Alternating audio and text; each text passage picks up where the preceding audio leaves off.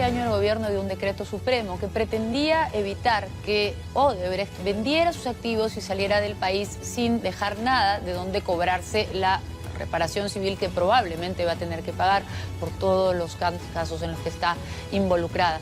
Sin embargo, este decreto ha tenido efectos colaterales gravísimos en gente absolutamente inocente.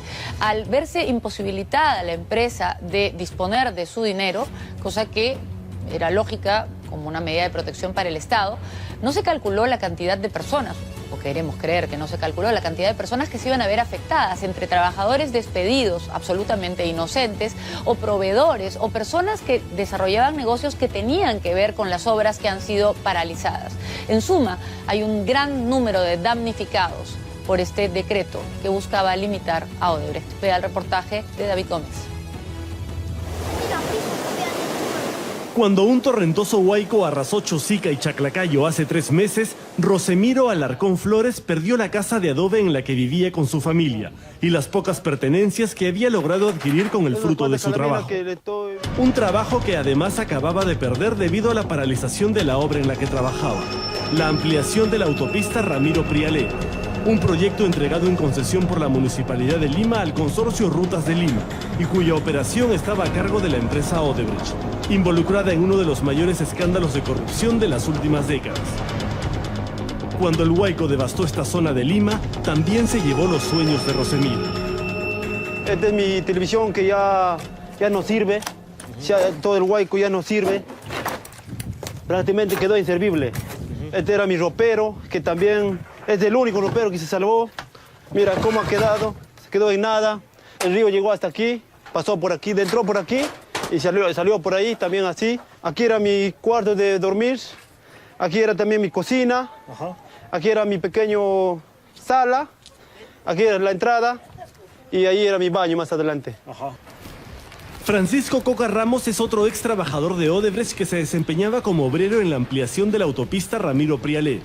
Él también vio cómo de pronto el embate de las aguas y el lodo reducían su casa a nada.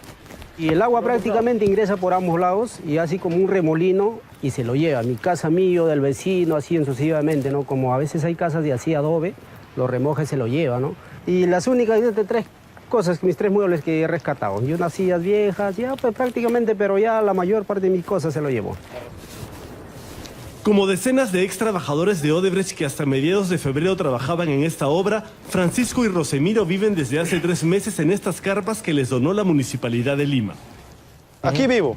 A ver, por favor, muéstranos. Este es mi cuarto donde diario duermo, donde vivo. Aquí están mis cositas, unos cuantos. Allá, como ves, estamos en el comedor. Esta es la camita que tengo. Este colchón le ponemos al suelo, ahí nos acomodamos. ¿Cómo es vivir en una carpa después de haber vivido en una casa? La verdad, me chocó bastante.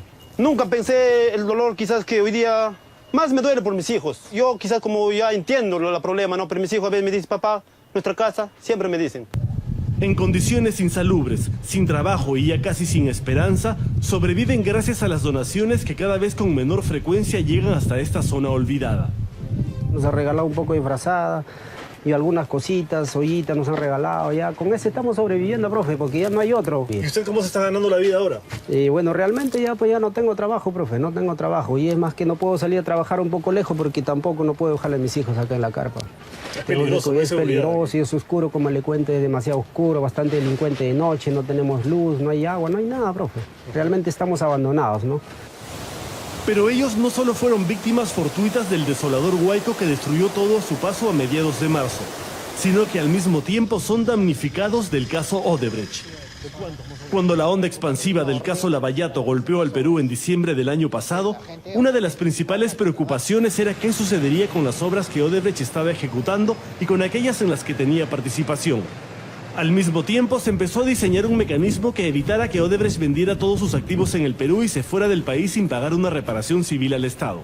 El 13 de febrero, el Ejecutivo promulgó el polémico Decreto de Urgencia 003-2017. Una norma en virtud de la cual todo lo obtenido por Odebrecht producto de ventas o transferencias de activos pasa a un fideicomiso que nadie puede tocar hasta que se determine el monto de la reparación civil. Con la empresa atada de manos para disponer del dinero de sus arcas, el primer efecto del decreto fue la paralización de las obras que Odebrecht tenía a su cargo. y el subsecuente despido de miles de trabajadores a los que de la noche a la mañana dejó de pagar. Yo trabajaba para la empresa Odebrecht. ¿Cuánta plata te debe Odebrecht? Ahorita me debe de 4 meses más mi liquidación. Prácticamente no tengo ni qué comer, así estamos cocinando en olla común. Prácticamente ahorita lo que necesitamos toda la vecindad, como ves, todos estamos así en esta situación. No tienen trabajo y se han quedado sin vivienda además. Así es, nos hemos quedado sin nada y mira, como ves, no tengo nada. ¿Cuánto dinero le adeuda a Odebrecht? Aproximado de 6.000 y tantos me debe. ¿Por cuántos meses de trabajo? 3 meses y alguna liquidación de más que tengo. Eso es lo que me debe. Yo quisiera que ese dinero al menos, ¿no? Que me solucione, que me arregle, para poder reconstruir mi hogar, así para al menos siquiera comprarme un ladrillo y construir nuevamente, ¿no? Pero los obreros de las obras paralizadas no son el último eslabón afectado con la ruptura de la cadena de pagos. El efecto dominó llega todavía más lejos. Rocío Alvarado no trabajaba directamente para Odebrecht ni para alguno de sus proveedores. Ella se ganaba la vida vendiéndoles comida a los trabajadores.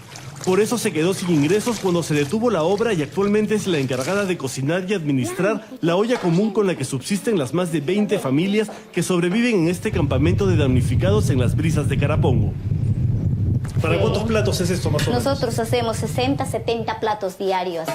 ¿Y de dónde consiguen los insumos? Los insumos nosotros diario de nuestro bolsillo un solo aportamos y las identidades privadas que nos colaboran viniendo a veces a la semana llega arrocito, llega fideos, nos están donando también gas. Hoy día, por ejemplo, nos han donado payares.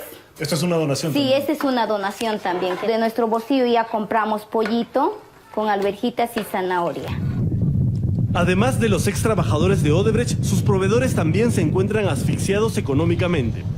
La empresa brasilera les debe nada menos que 37,5 millones de soles a los 247 proveedores de Rutas de Lima. El 15 de febrero, la empresa Crushing and Screening terminó de instalar esta planta de chancado de piedra valorizada en más de $2 millones para la elaboración de la capa asfáltica de la autopista Ramiro Prialé.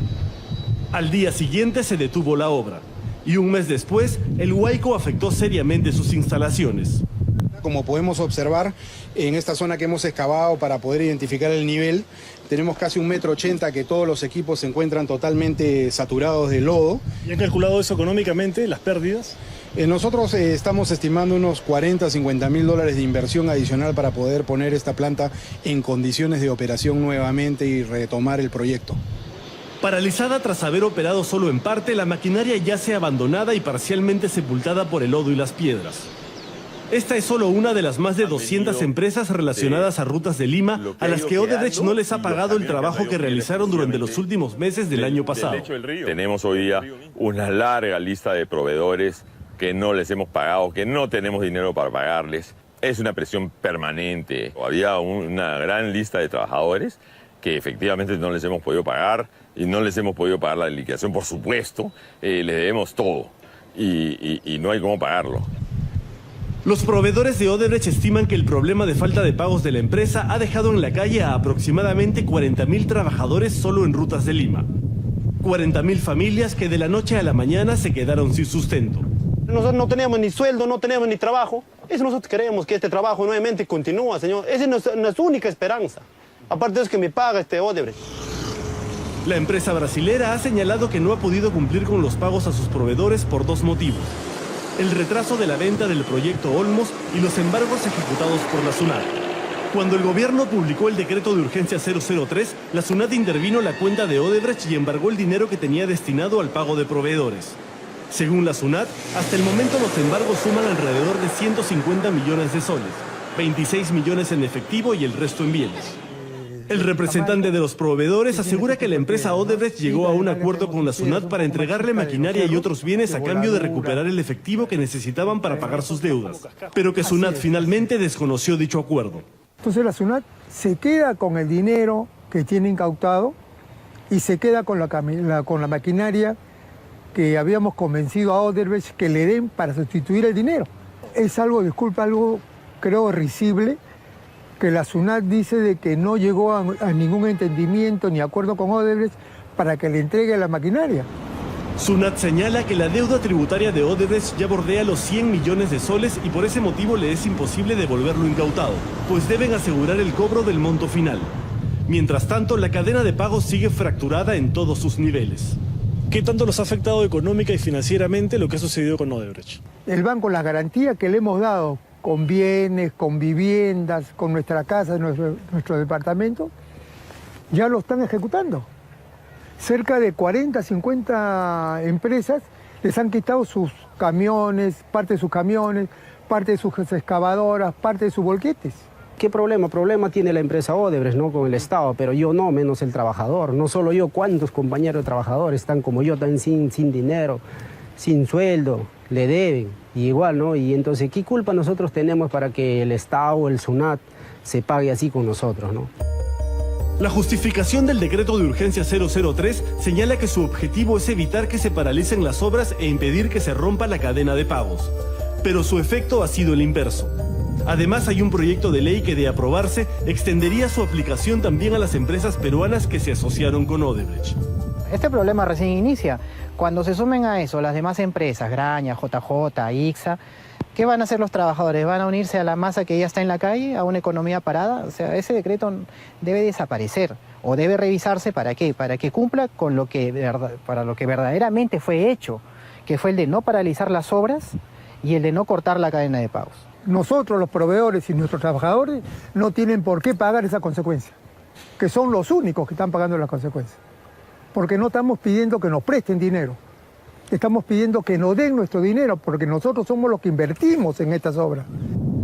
La ruptura de la cadena de pagos de Odebrecht ha afectado a proveedores y a trabajadores, pero también a los futuros usuarios de las vías que Rutas de Lima estaba construyendo, como el intercambio vial de la avenida El Derby y el de la autopista Ramiro Prialé, puntos en los que la congestión vehicular puede ser una verdadera pesadilla.